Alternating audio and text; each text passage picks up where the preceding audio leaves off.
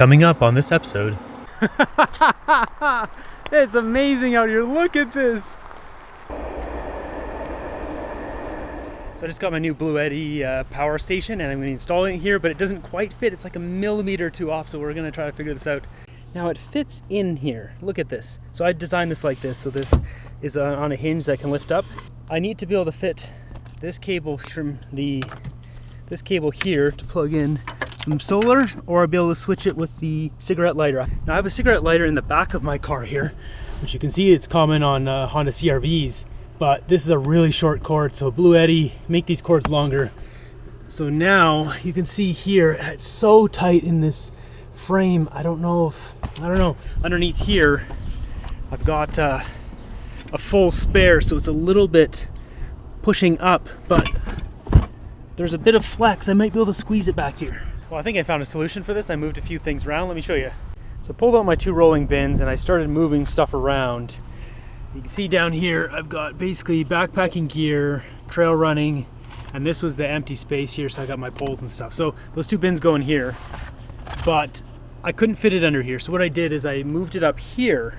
Now I had 2 red storage bins here, so I can actually charge my phone on top here. So it has that wireless charging. And in this passenger side, now I've got my drawers here.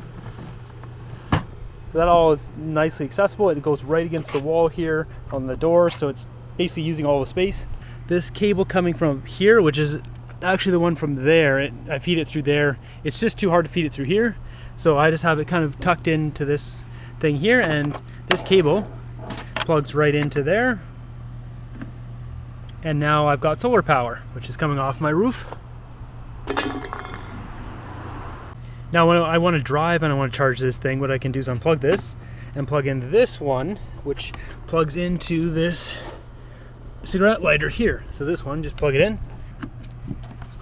Just barely fits. So now this charges off the alternator of the car when I'm driving. What I like about this new setup the most is that now I've got spot for my drone to be stored here. I've got all the power cables. I can charge my Sony battery down here. This is all nicely tied up. I got some cable management finally going on here. This tucks in there nicely. Then I've got this spot here. These are multi-charger for my drone batteries, so that can all fit there.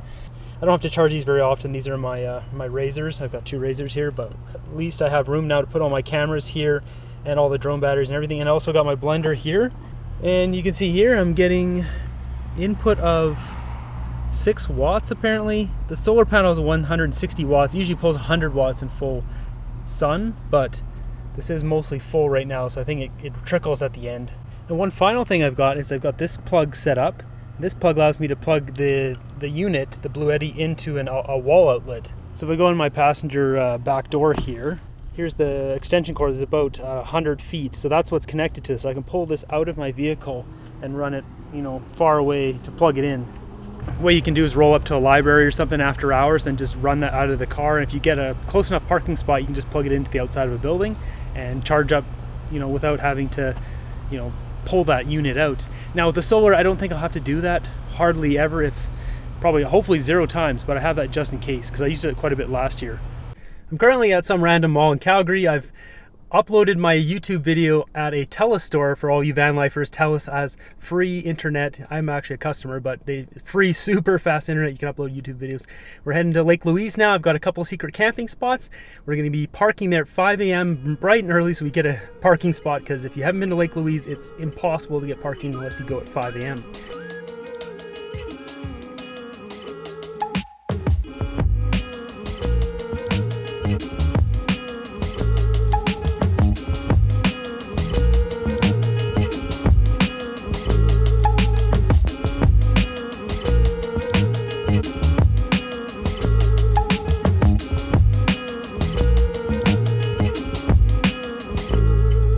Yesterday, we were on our way.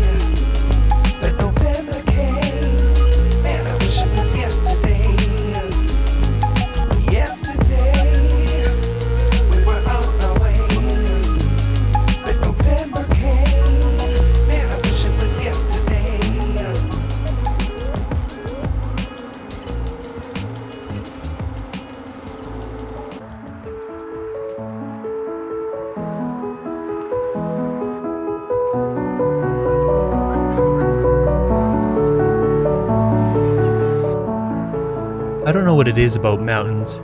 It's almost like they have a personality of their own. They all have something to say and it's all different. Being amongst the Canadian Rockies, there's a feeling of strength and power. Some mountains make you feel like you're on top of the world, others make you feel small. When I look into the mountains, it's almost like there's a conversation, there's something to be said, or something to be heard, if you listen close enough.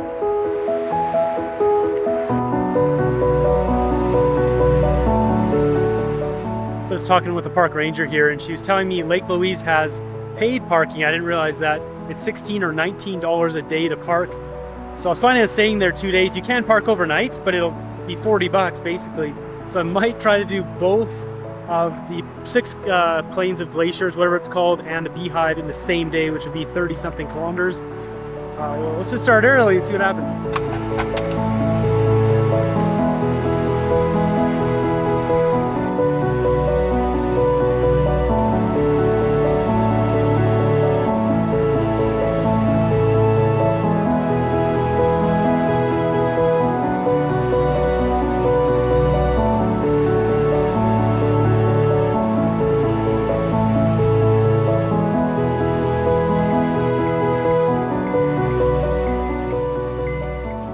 So I'm just at the boat launch that's near Lake Louise, which has a picnic table, by the way, garbage and an outhouse, but it also has this chain here. You can go in.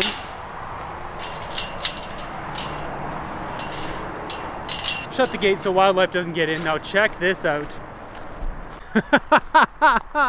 It's amazing out here. Look at this. Look at this. Right off the highway.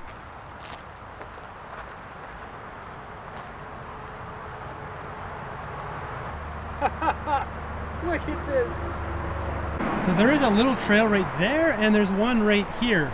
Pretty obvious one here. Let's go over here and see that bend in the river over there.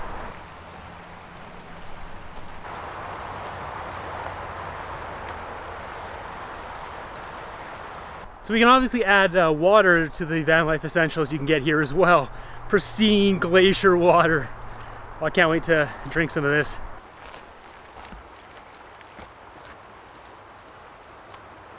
What can I say? We don't have turquoise rivers like this back home.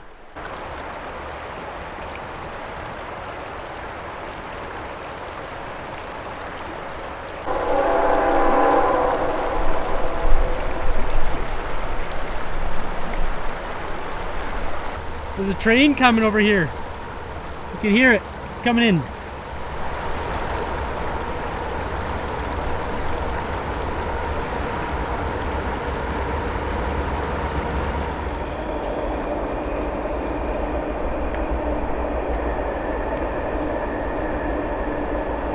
A little bit of a beach here. Look at this.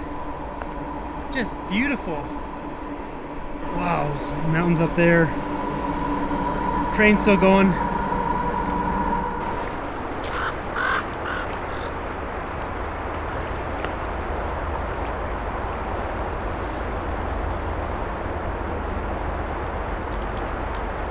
Woo, it's nice and cold.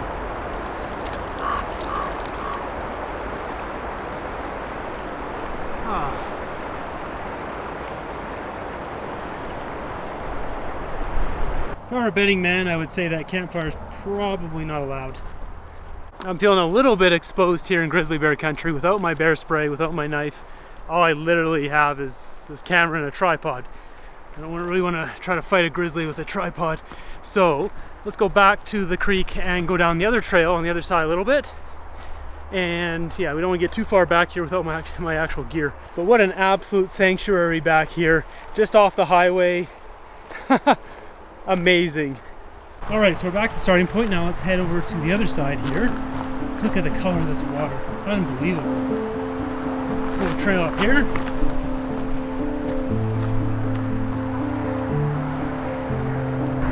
So this is, yeah, the old boat launch, I guess. Yeah, for like actual boats. Seems this is out of commission now. It'd be really cool if they just opened this up, got rid of that thing, you know, put a little bit of dirt in that and opened it up for van lifers. It would be an absolute paradise back here to just park along this river and to kind of get people out of the towns and stuff. I know full well I can walk and walk and walk, and then I'll be challenged by a grizzly bear and have nothing here. So probably should turn around. The river's over there. I'm seeing some scat right there. So that's my cue to turn around. Maybe we'll just poke through here and go take a look at the river. There's a bit of a trail here. I don't know if it's a deer trail or something. Bear trail. But the river's flowing really fast. You wouldn't want to swim in that. You get carried away. Yeah, because I'm on the inside of the fence where all the animals are, with no protection, I feel funny.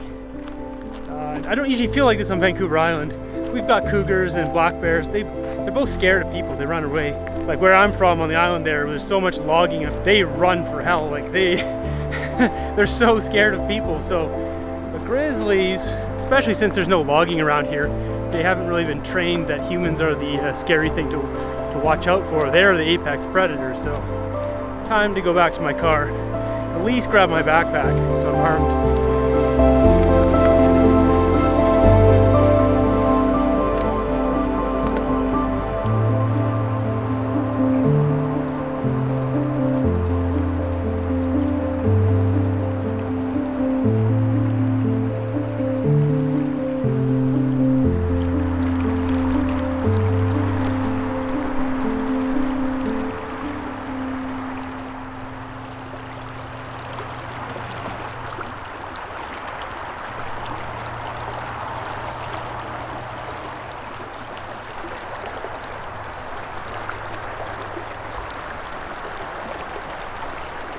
On the next episode, I take on the challenge of hiking everything at Lake Louise, all in one go. This has turned into a trail running adventure.